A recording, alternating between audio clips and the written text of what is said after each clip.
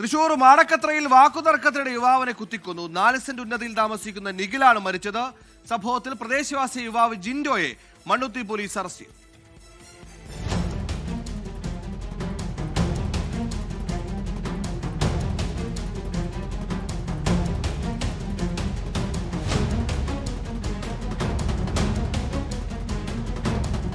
ഇന്നലെ രാത്രി 10:30 സംഭവം. പ്രതി ജിൻഡോയുടെ വീട്ടിലേക്ക് മുൻ വൈരാഗ്യത്തെ തുടർന്ന് കൊല്ലപ്പെട്ട നിഖിലും സുഹൃത്തും ചേർന്ന് എത്തുകയും തർക്കമുണ്ടാവുകയുമായിരുന്നു. ഇതിനിടയിൽ പ്രതി ജിൻഡോയുടെ സഹോദരനും സ്ഥലത്തെത്തിയിരുന്നു.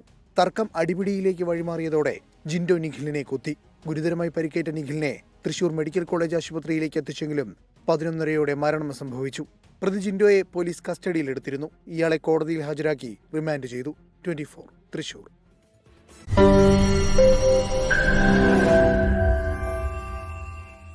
ലോകത്തെവിടെയായാലും ഏത് സമയത്തും 24 വാർത്തകളും ഓഗ്മെന്റഡ് റിയാലിറ്റി പാക്കേജുകളും എക്സ്പ്ലെയിനറുകളും വിശദമായി കാണാൻ ഞങ്ങളുടെ യൂട്യൂബ് ചാനൽ നിങ്ങൾക്ക് സബ്സ്ക്രൈബ് ചെയ്യാം.